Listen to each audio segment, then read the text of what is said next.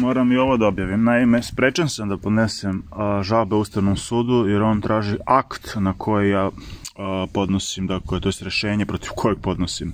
Što se tiče nekih krivičnih prijava, na primjer protiv tužioca, zamenika tužioca Dedić Jadranke, kriminalca, i tako dalje, još par. Međutim, dešava se to da ja proglašavam sa Visoki savet tužilaštva i Republičko javno tužilaštvo, dakle, na čelu sa Dolovac Zagorkom, za kriminalnu organizaciju.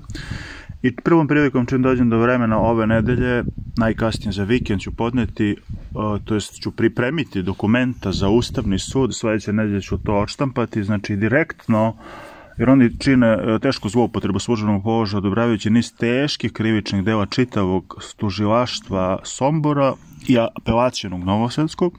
Dakle, svesno i namerno, dakle, Visoki savet tužilaštva i Republičko javno tužilaštvo je definitivno i de facto sa mnogobrojnim dokazima u posljednje 2 pa i 3 godine, 2 sigurno, organizovana kriminalna grupa tako radi. Tu možda ima jedan častan tužilac, sigurno je on častan, Predrag, ne znam, prezime, ne mogu se setiti, nije bitno.